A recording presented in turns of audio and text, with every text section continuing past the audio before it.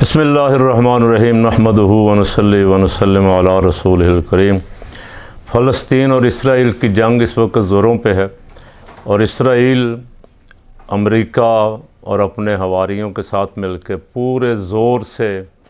چھوٹے چھوٹے بچوں کو ہلاک کرنے کے لیے بمباری کر رہا ہے، عورتوں کو ہلاک کر رہے ہیں، شہری آبادیوں پہ حملہ کر رہے ہیں، انسانی حقوق کی دھجیاں اڑا رہے ہیں، اور مسلمان ملک کا بھی سوچ و بچار کر رہے ہیں۔ کوئی مذمت کر رہا ہے، کوئی نہیں کر رہا ہے، کوئی کہہ رہا ہے کہ صلح صفائی ہونی چاہیے، بیٹھ جانا چاہیے۔ تو بھائی جب بیٹھیں گے آپ بھی ساتھ بیٹھ جائیں، لیکن جب تک وہ لڑ رہے ہیں اس وقت تک تو آپ کو بھی خدا کا خوف آنا چاہیے تھا کہ ایک دو مسلمان ملک بھی ان کے ساتھ کھڑے ہو جاتے۔ تو اس وقت فلسطینی یہ نعرہ لگا کے نکلے میدان میں کہ مسجد اقصیٰ میں جمعہ کی نماز پڑھیں گے۔ اب یہ ساری دنیا کے مسلمانوں کی ایک آرزو اور تمنا تھی کہ مسجد اقصیٰ میں مسلمان فاتح کی حیثیت سے ایک دفعہ پھر حاضر ہوں، سیدنا فاروق اعظم رضی اللہ تعالیٰ عنہ اور صلاح الدین ایوبی کے بعد کوئی ایسا وقت آئے 57 اسلامی ممالک اگر مل کے ایک بیان بھی مذمت کا اکٹھے ہو کے دے دینا تو اسرائیل اور امریکہ کی ہوا نکل جائے۔ لیکن ابھی تک 5-6 ملک میدان میں آئے ہیں جو صرف اسرائیل کو یہ کہہ رہے ہیں کہ بھئی بچوں اور عورتوں پر بمباری نہ کریں، باقی فلسطینیوں پہ کرتے رہیں لیکن صرف ان پہ نہ کریں۔ کوئی ایسا نہیں میدان میں نکلا جو کہتا کہ بھئی اگر امریکہ وہاں فوج اتار رہا ہے، امریکہ بحری بیڑا بھیج رہا ہے تو ہم بھی میدان میں نکل رہے ہیں۔ کاش کوئی مسلمان مرد مجاہد افواج میں سے، مسلمانوں کی افواج پاکستان، ترکی، ایران، عراق، شام، مصر، لبنان، اردن، جتنے ملک ہیں بڑے بڑے قریب میں خطے میں، ان میں سے کوئی ایک آدھا ملک بھی اگر کھڑا ہو جاتا ساتھ، کہتا کہ ہماری فوج بھی آ رہی ہے فلسطینیوں کی حمایت میں، تو جنگ کا نقشہ ایک دم بدل جاتا۔ لیکن اس کے باوجود الحمدللہ فلسطینی بڑے جوش اور جذبے کے ساتھ، پوری استقامت کے ساتھ میدان میں ڈٹے ہوئے ہیں، اور اسرائیل کے جن جن شہروں پہ وہ بمباری کر رہے ہیں، اسرائیل کے پاس تمام تر ٹیکنالوجی کے باوجود اس کا کوئی جواب نہیں ہے۔ اسرائیلیوں کی چیخیں سنائی دے رہی ہیں دنیا کو، امریکی بھی چیخیں مار رہے ہیں، تم نے مسلمان مجاہدوں کا کبھی سامنا نہیں کیا، تم ہمیشہ لڑائیاں سازشیں کر کے کرتے رہے ہو، افغانستان میں بھی تم سازشوں کے ذریعے لڑتے رہے ہو، آمنا سامنا کبھی مسلم افواج کا تمہارا اس طرح نہیں ہوا، اب بھی تم جہازوں سے حملے کرو گے، بمباری کرو گے، توپوں ٹینکوں سے کرو گے، کبھی مسلمان مجاہدوں کا آمنا سامنا کر کے دیکھو تو تمہارے ہوش ٹھکانے آ جائیں کہ یہ بدر و احد اور کربلا کے ماننے والوں کی اولادیں ہیں۔ الحمدللہ یہ ان کے نام لیوا ہے۔ پاکستان کے سیاستدانوں پہ ایک سکوت مرگ طاری،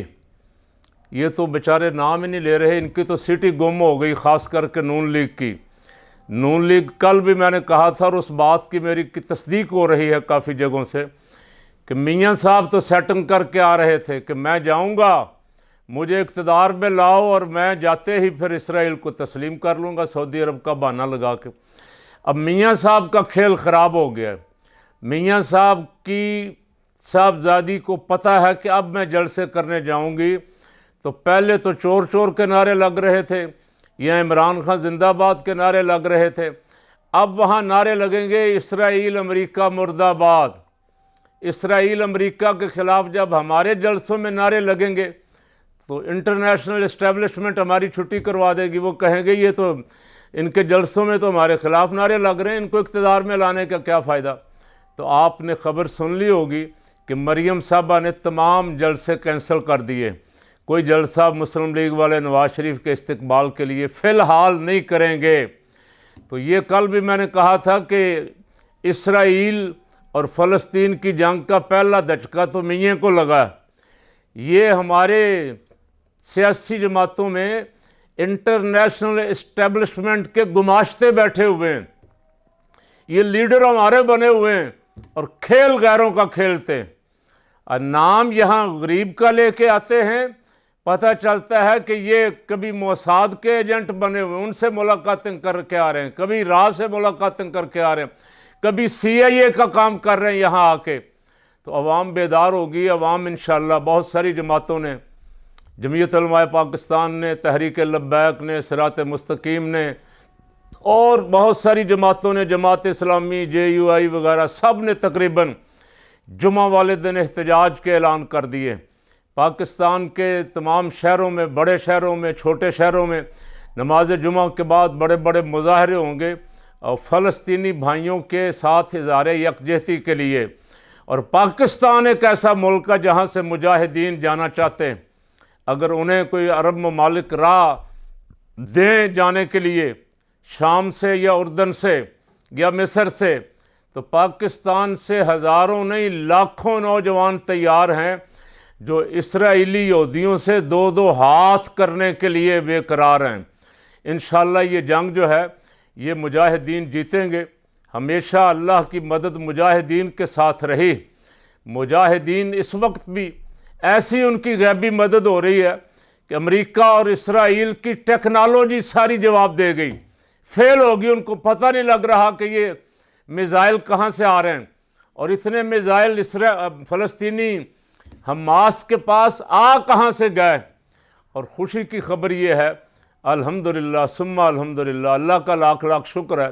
کہ تمام فلسطین میں جتنی تنظیمیں الگ الگ کام کرتی تھیں وہ ساری اکٹھی ہو گئیں،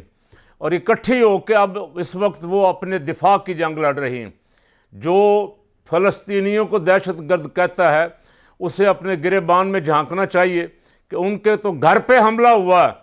وہ اپنا گھر بچانے کے لیے دفاع کر رہے ہیں، دفاعی جنگ لڑ رہے ہیں۔ ظالم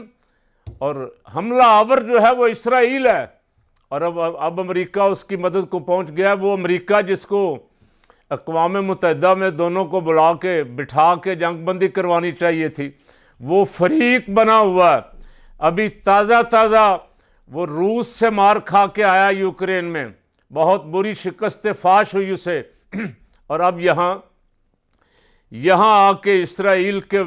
مظلوموں کے خون سے اپنے ہاتھ رنگ رہا ہے۔ دعا کریں جمعہ میں بھی، اپنے اجتماعات میں بھی، کہ اللہ فلسطینی مجاہدین کو فتح و نصرت عطا فرمائے، اور جلد ہم وہ وقت دیکھیں کہ بیت المقدس، مسجد اقصیٰ اور ارض مقدس انبیاء کرام سلام اللہ علیہ مجمعین کے ہزاروں انبیاء کے مزارات ہیں، وہ اسرائیلی قبضے سے آزاد ہو جائیں اور مسلمان وہاں حاضری دے سکیں۔ آخر میں وہ جو گزارش میں نے 2-3 دفعہ پہلے بھی کی ہے، اور الحمدللہ آپ نے اس پہ توجہ فرمائی ہے، دوسرا چینل جو ہم نے شروع کیا ہوا ہے حق کی آواز، اس کو بھی ساتھ سبسکرائب کریں، لائک کریں، اور اپنے دوستوں کے ساتھ اس کو شیئر کریں زیادہ سے زیادہ۔ اس پہ مفتی تصدق حسین صاحب کے 2-3 بڑے جاندار کلپ جیل میں خبیث کے عقیدوں، ناپاک عقیدوں کے خلاف ڈالے ہیں انہوں نے، انہیں آپ ضرور سماعت فرمائیں۔